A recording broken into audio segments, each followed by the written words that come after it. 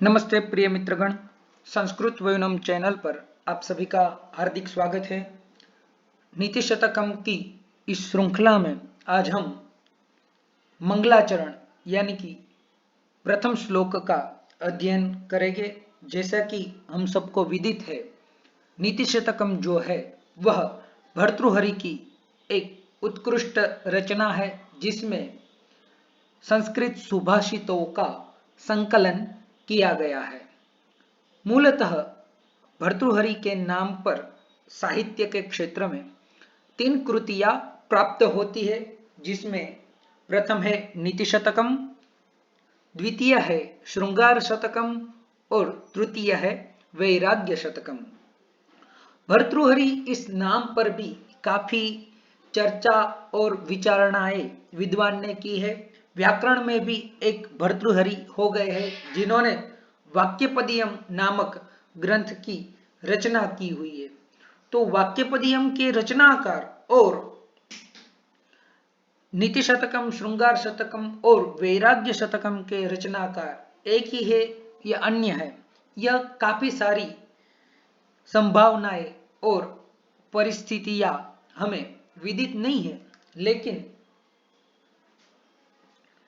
इसके बारे में आज चर्चा हम न करके हम नीति शतकम के मंगलाचरण के बारे में चर्चा करेंगे, विचारणा करेंगे। तो मंगलाचरण सबसे पहले किसे कहा जाता है? तो कहते हैं मम पापम गलयति इति मंगलम, मंगलस्य आचरणम मंगलाचरणम। यानी जिसका आचरण करने से, जिसका व्यवहार करने से हमारे पाप जो है वह विगलित हो जाए, उसको मंगलाचरण कहते हैं। मंगलाचरण की महिमा सभी ग्रंथों में, संस्कृत साहित्य में, संस्कृत शास्त्र में बताई गई है। मंगलाचरण के यदि प्रयोजन की बात की जाए तो मुख्यतः मंगलाचरण के 2 प्रयोजन है, निर्विघ्न समाप्तये एवं च शिष्य शिक्षार्थम। क्यों मंगलाचरण ग्रंथ के प्रारंभ में किया जाता है? तो एक तो जिस किसी भी ग्रंथ की शुरुआत कवि या लेखक या शास्त्रकार कर रहे हैं, वह ग्रंथ निर्विघ्नतया, बिना किसी विघ्न के, बिना किसी रुकावट के पूर्ण हो। इसलिए जिस किसी भी देवताओं में, जिस किसी भी गुरु में लेखक, कवि या फिर शास्त्रकार की श्रद्धा हो, वह उनको प्रणाम करता है। और दूसरा प्रयोजन है मंगलाचरण का, वह है शिष्य शिक्षार्थम, कि शिष्य के शिक्षा के लिए, शिष्य को बोधित हो कि वह भी आगे जब किसी भी ग्रंथ की रचना करे या अन्य किसी भी ग्रंथ की पढ़ाई करे, तब वह अपने शिष्यों को भी इसके बारे में बोधित करे। इसके लिए भी मंगलाचरण जो है वह संस्कृत साहित्य का अभिन्न अंग है।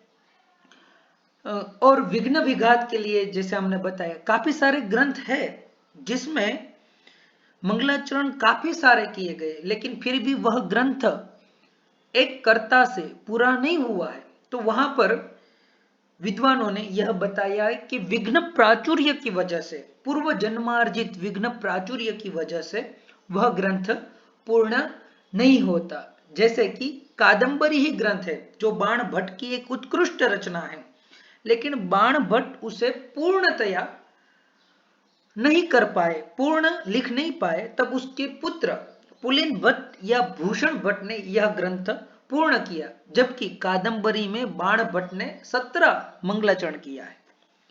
तो मंगलाचरण कुल मिलाकर हमें करना चाहिए। और पतंजलि ने भी महाभाष्य में मंगलाचरण के बारे में कहा है, मंगलादीनी मंगल मध्यानि मंगलांतानि च शास्त्राणि प्रथन्ते वीर पुरुषाणि च भवन्ति आयुष्मन्तश्च अद्येतारो यथा स्युः इति।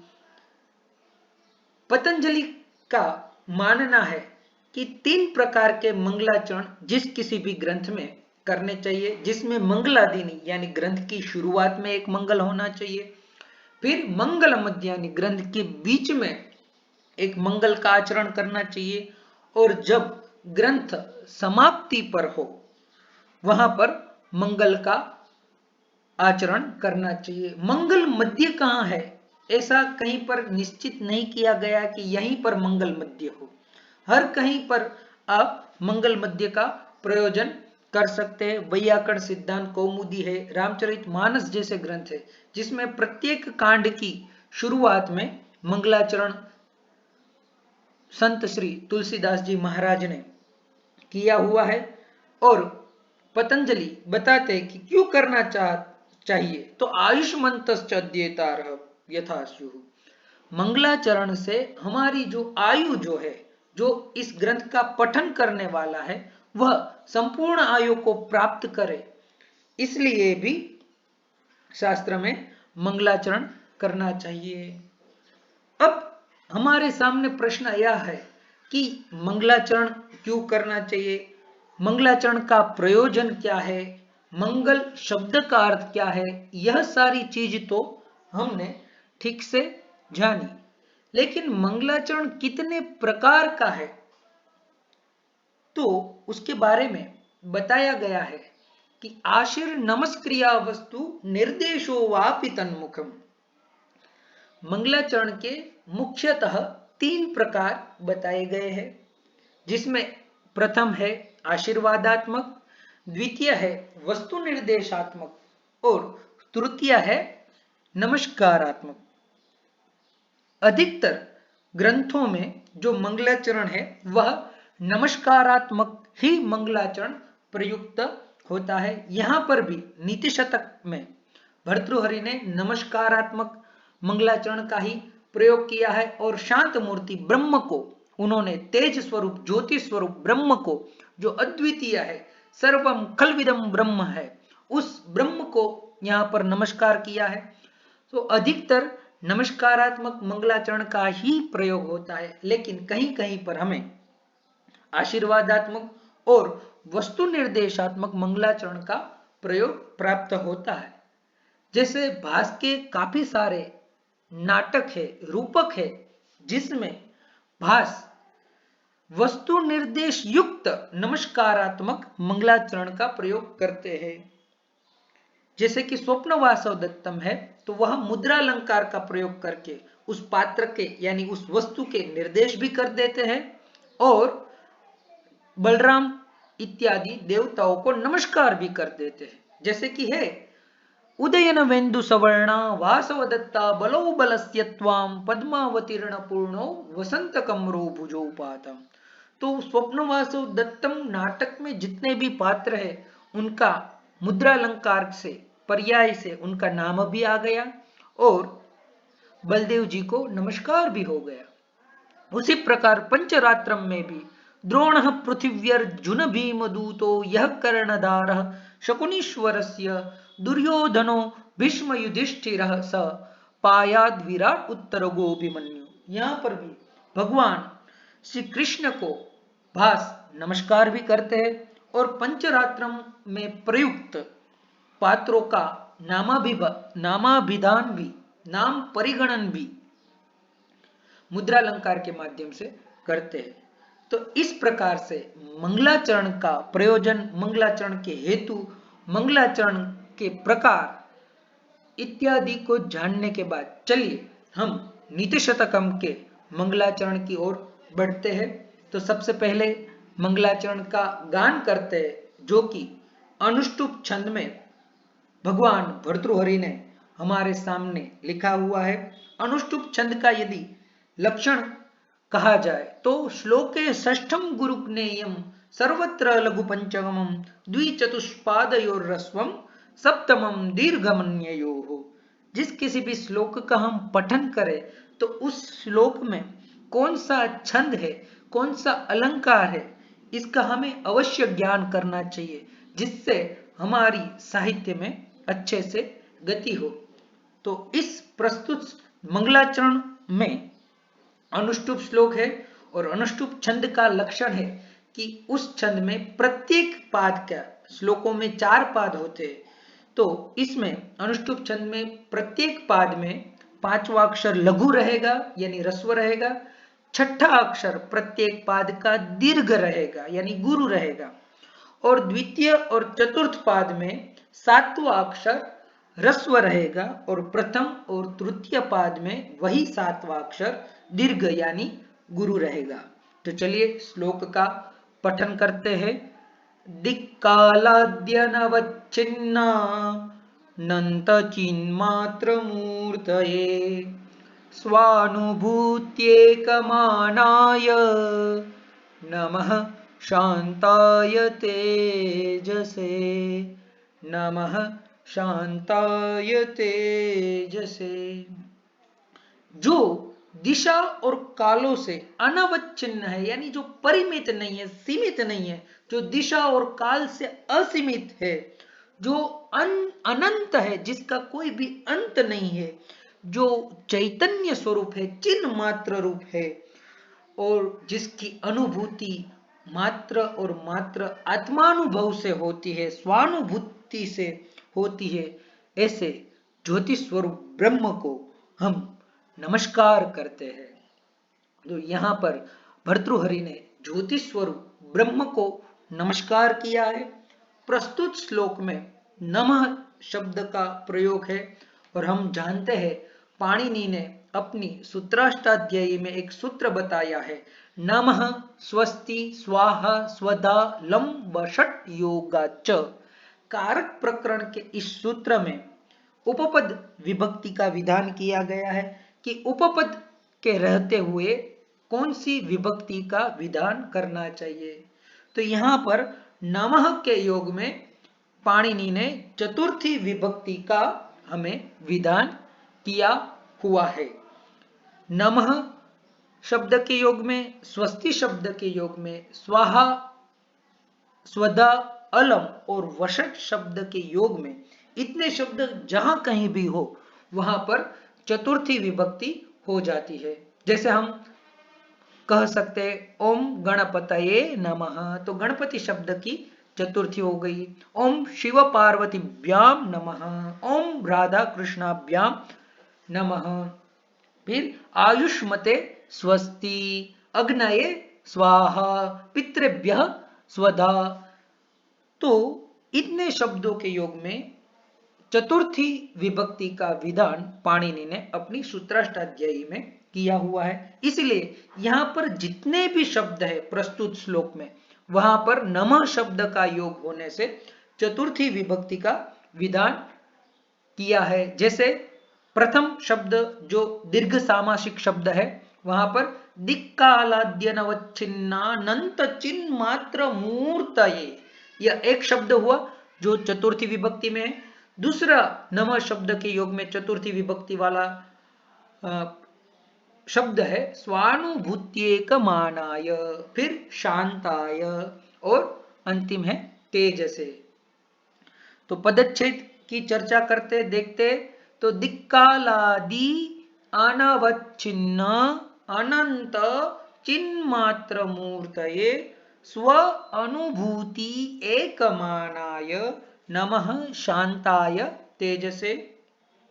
स्वानुभूति में स्व और अनुभूति, यहाँ पर स्वधन अनुभूति, इस अवस्था में अकह सवर्ण दीर्घ से दीर्घ हुआ है, और स्वानुभूति एक मानाय, यहाँ पर तकारोत्तरवर्ती इकार और परे एक का ए होने से इको यणची इस सूत्र से यण संधि हुई है, यानी बन गया स्वानुभूति एक मानाय।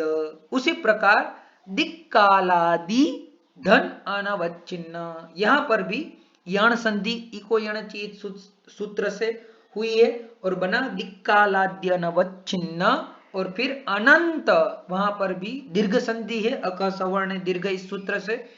तो दिक्कालाद्यनवच्छिन्नानंत चिन्मात्र मूर्तये, चिन्मात्र प्रयोग जो है वह प्रत्यय भाषायम नित्यम से चित धन मात्रम इस अवस्था में द के स्थान पर न होकर निर्मित होता है।